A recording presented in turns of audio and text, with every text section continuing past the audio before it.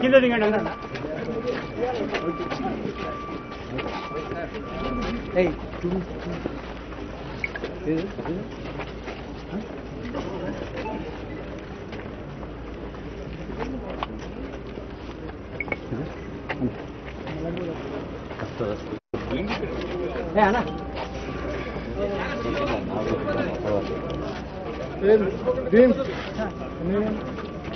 अरे अट साइड పోతున్నారా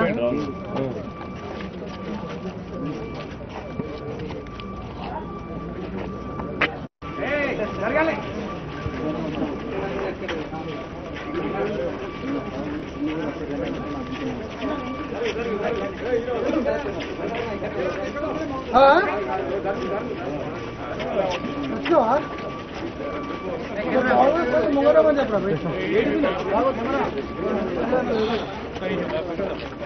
పక్క జరగ బాయ్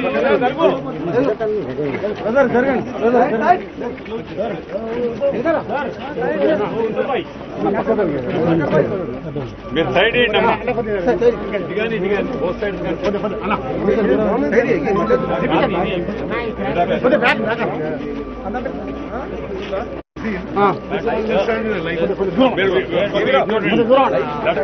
కొంచెం వెనక జరగండి అందరూ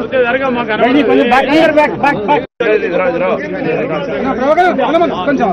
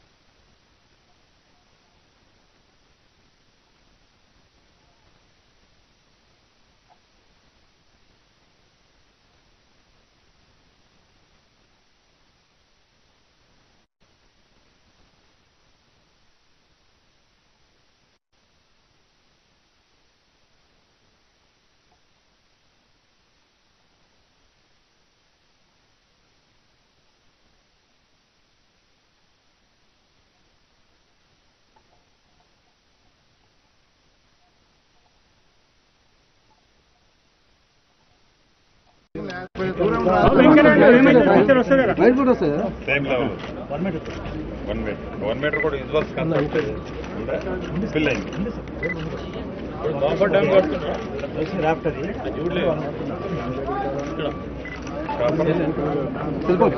భయ వెనుక రండి అన్న ఇక్కడతో పాటు అది కూడా తెలుగులో ఏమైనా గ్యాప్ అనిపిస్తుందా మీకు?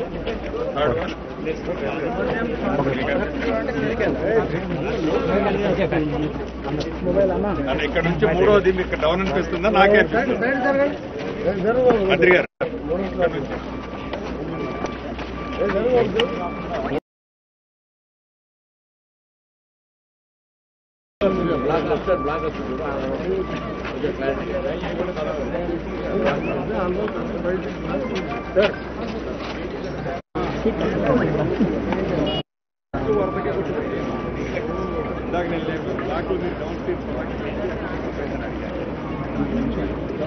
अन्ना लेफ्ट देखो ना एक बार लेफ्ट देखो కొంచెం లోపల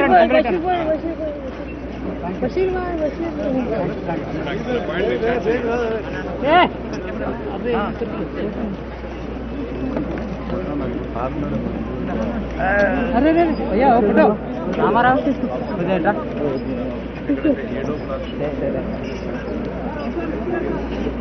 सेलफोन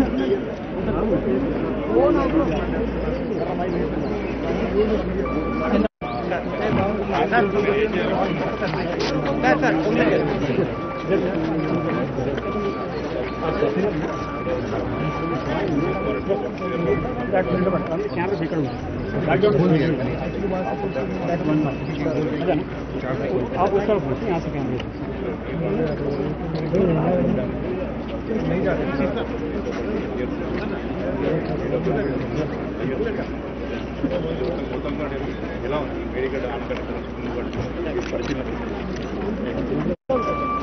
తాత్కాలికంగా ఏదో అప్షన్ సైడ్ ఒక క్రాస్ బండ్ వేసి క్రాస్ బండ్ ద్వారా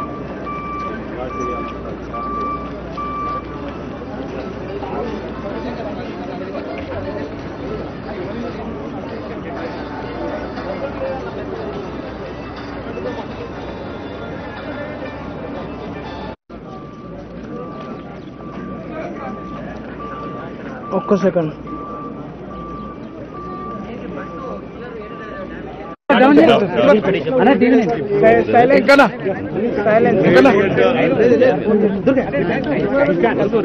ఇంకా మీరు కనిపిస్తలేరు, ఎవరు కనపడలేదు.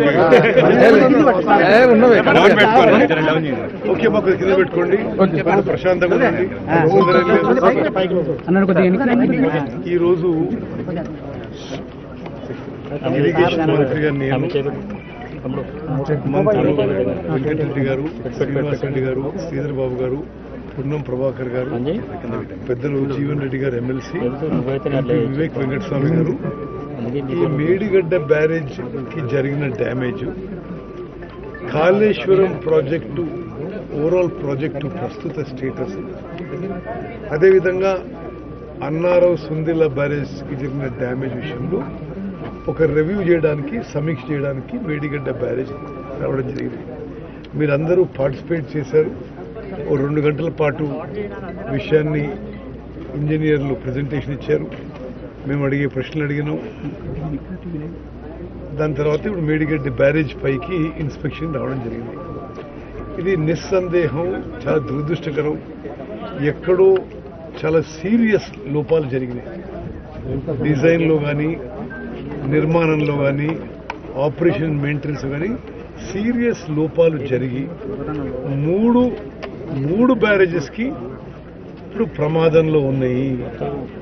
ఇది గత ప్రభుత్వ నిర్వాహకం ఒక్కసారి ఆలోచన చేయండి. ఇప్పటివరకు కాళేశ్వరం ప్రాజెక్టుపై ఖర్చు పెట్టిన సొమ్ము 93,500 కోట్ల రూపాయలు. మన అందరి జీవితాలు బ్యాంకులలో తాకట్టు పెట్టి హై కాస్ట్ లోన్స్ తీసుకొచ్చి మరి ఇటువంటి ప్రాజెక్టులు నిర్మించిన వాళ్లపై ప్రజలు కూడా మరి వాళ్ళు ఏ విధంగా పనిచేశారో ఇది వాళ్ళ పనితీరుకు నిదర్శనం అని చెప్పి నేను మనవి చేస్తాను. 93,000 కోట్ల రూపాయలు ఖర్చు పెడితే మొత్తం కాళేశ్వరం ప్రాజెక్టులో ఇప్పటి వరకు పారిన కొత్త ఆయకట్టు 1,00,000 ఎకరాలకు తక్కువే. అంటే ఎంత మరి అమూల్యమైన ప్రజా డబ్బు అప్పులు తీసుకొచ్చి వృధా చేశారు. ఒకసారి తెలంగాణ ప్రజానీకం మొత్తం ఆలోచన చేయాలి. మరి ఈ విషయం గత 10 ఏళ్ల నుంచి ఎప్పుడైతే ప్రాణహిత చేవెళ్ల ప్రాజెక్ట్ తుమ్మడేటి నుంచి ఇక్కడ రీడిజైనింగ్ పేరు మీద ఇక్కడ మార్చి ఆ కాస్ట్ ని మూడింతలు చేశారు. మరి కాస్ట్ బెనిఫిట్ రేషియో లేకుండా చేశారు. ప్రాజెక్ట్ వయబిలిటీ పూర్తిగా తగ్గిపోయిన విషయం. ఇవన్నీ కూడా మేము ప్రతిపక్షంలో ఉన్న అన్ని విషయాలు కూడా చెప్పిన విషయాలు ఇప్పుడు నిజమవుతున్నాయి. మీరే చూస్తున్నారు వేడిగడ్డ బ్యారేజ్ మీద ఓహో అని ఎంత మొత్తుకున్నారు. అసలు అంతర్జాతీయంగా ఎవరొచ్చినా తీసుకొచ్చి చూపెట్టి ప్రపంచంలో ఇంత అద్భుతమైన ప్రాజెక్టులు ఏం చెప్పారు. ఇది వాళ్ళు చేస్తున్న పని. మీరు అసలు క్వాలిటీ చూడండి, అసలు ఈ పేరు చూడండి. అసలు కేవలం 3 ఏళ్ల కింద కట్టిన ప్రాజెక్ట్ ఉందా ఇది? చూడండి ఎట్లుంది అది. అండ్ ఇప్పుడైతే 3 ఫౌండేషన్లు కొలాప్స్ అయిపోయినాయి. ఇంకెన్ని కొలాప్స్ అయితే సరే. ప్రాణహిత చేవెళ్ల 11,000 కోట్లు కూడా యాడింగ్ సార్ దీంట్లో. అది కాకుండా సరే నేనేమంటున్నా, అది తుమ్మడి ఎట్టులో ప్రాణహిత చేవెళ్ళ కడితే ఇప్పుడు పూర్తయిపోయి 38,000 కోట్లతో 16 లక్షల ఎకరాల ఆయకట్టు వచ్చింది. ఇప్పుడు 93,000 కోట్లు ఖర్చు పెట్టి 1 లక్ష ఎకరాలు కూడా ఆయకట్టు రాలేదు. ఇది ఇంత నాసిరకం పనులు. మరి ఏందో ఈ కమిషన్ల కక్కుర్తి, అసలు ఈ క్వాలిటీ లేకపోవడం, ఈ అసమర్థత, ఈ చేతగంతనం, ఈ తొందరపాటు ఏ కారణమైనా తప్పనిసరిగా జ్యుడిషియల్ ఎంక్వైరీ, ఎక్స్పర్ట్స్ ఎంక్వైరీలు తేల్చాలని చెప్పి నేను తప్పు చేసిన వాళ్ళకి శిక్ష తప్పదు అని చెప్పి నేను ఎల్ఎన్టీ వాళ్ళు దోషులుగా నిర్ధారణ అయితే వాళ్ళని ఏ విధంగా ఏదైతే వాళ్ళను డిఫాల్ట్ లిస్ట్ లో కూడా పెట్టడం జరుగుతుందా, లేకపోతే ఏదైనా మీరు ఎవరు తప్పు చేసినా అకౌంటబిలిటీ. ఈ బ్యారేజీకి 4,000 కోట్లు అయిండొచ్చు, కానీ ఈ 3 బ్యారేజీలు కలిపి 7,000 కోట్లు అయిండొచ్చు. కానీ ఈ 3 బ్యారేజీలు ఇప్పుడు ఏమైతుంది, నాన్ ఆపరేషన్లు అయిపోతున్నాయి. దీంతో ఆ 1,00,000 కోట్ల పెట్టుబడి నాన్ ఆపరేషన్ అయిపోయింది. అంటే తెలంగాణ ప్రజలు సంవత్సరానికి 10,000 కోట్లు ఇంట్రెస్టే కట్టాలి. ఇది ప్రాజెక్టుల మీద ఇంట్రెస్టే కట్టాలి, మళ్ళీ ప్రిన్సిపల్ కూడా కట్టాలి. ప్రాజెక్ట్ నుంచో నీళ్ళు వచ్చే పరిస్థితి. సార్ ఎందుకు కుంగిందని డిసైడ్ అయ్యారు సార్? ఇప్పుడు ఒకటి డీప్ గా టెక్నికల్ కారణానికి పోవడం అంటే కొంత డిజైన్ లోపం ఉండొచ్చు, కొంత కన్స్ట్రక్షన్ లోపం, కొంత O&M లో లోపం. తప్పనిసరిగా మరి ప్రభుత్వంలో ఉన్న వాళ్ళు, అదేవిధంగా కన్స్ట్రక్షన్ చేసిన వాళ్ళు, తర్వాత ఆపరేషన్ మెయింటైన్ అందరి విషయాల్లో కూడా చేసిన తప్పుకి మరి we will hold accountable over is guilty.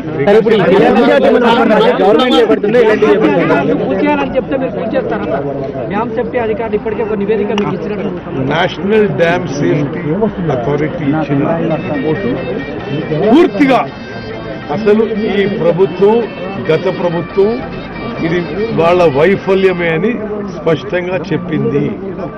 మేము ఇంకా అంటే మేము వచ్చి అధికారులకి 15 రోజులు అవుతుంది, 20 రోజులు అవుతుంది. మేము ఇంకా ముందుకు పోయి ఇది సరైన స్టెప్ 2-3 రోజుల్లో మీరే ఏమేమి స్టెప్పులు తీసుకుంటారో మీకు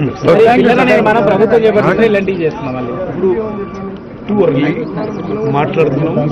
అది ముఖ్యమంత్రి గారితో క్యాబినెట్ లో చర్చించి నిర్ణయం రైట్. అది కూడా మేము చెప్తా. కానీ ప్రధానంగా మీరు ఏంటంటే అసలు మీ బ్యారేజ్ మీద మీరందరూ వచ్చిన సంతోషం. ఎందుకంటే మీరందరూ హైదరాబాద్ చూసుకొని కేసీఆర్ ఓహో అనుకుంటున్నారు. ఇప్పుడు ఇక్కడ అర్థమైంది. ఇప్పుడు చూసి ఈ ప్రాజెక్ట్ చూసి అరే ఏమో ఇంత నాసిరకమా, ఇంత అసమర్థతనా, ఇంత చేతగామా, ఇంత తొందరపాట, మన డబ్బులు తీసుకొచ్చి మన జీవితాలు, మన పిల్లల జీవితాలు తాకట్టు పెట్టి బ్యాంకులలో హై ఇంట్రెస్ట్ మీద లోన్స్ తీసుకొచ్చి ఈ బ్యారేజీ కట్టింది. సార్ ఇప్పుడు కాళేశ్వరంలో మీరు చెప్పిన 3 కూడా మేడిగడ్డ, అన్నారం, సుందిల్ల 3 కీలకమైనవి. ఇవన్నీ డ్యామేజ్ అయి ఉన్నాయి. ఇప్పుడు ఇందులో వాటర్ స్టోరేజ్ లేదు. వీటిని మళ్ళీ వర్షాలు వచ్చినాయి అనుకోండి, ఏం పరిస్థితి? చూడండి, సిచ్యువేషన్ చాలా అలార్మింగ్ గా ఉంది. నిస్సందేహం ఈ 3 బ్యారేజ్ల డ్యామేజ్ వల్ల రాష్ట్రంలో ఇప్పుడు రెండో పంటకి కొంత నీరు కూడా సఫర్ అవుతుంది డెఫినెట్ గా. ఏది స్టెబిలైజేషన్ కోసం SRSP స్టేజ్ 2 కానీ ఈ ఆయకట్టు కూడా సఫర్ అవుతుంది. ఆల్టర్నేటివ్ ఏమైనా చూస్తారు? మీరు నిర్ణయం త్వరగా తీసుకొని వచ్చే వానకాలం నాటికి దీన్ని ఏమన్నా పునరుద్ధరించే అవకాశాలు ఉన్నాయా? అసలు దీన్ని ఏం చేయబోతున్నారు? 100% ఏమి చేయబోతున్నామో 2-3 రోజుల్లో మీకు హైదరాబాద్ నుంచి ప్రకటన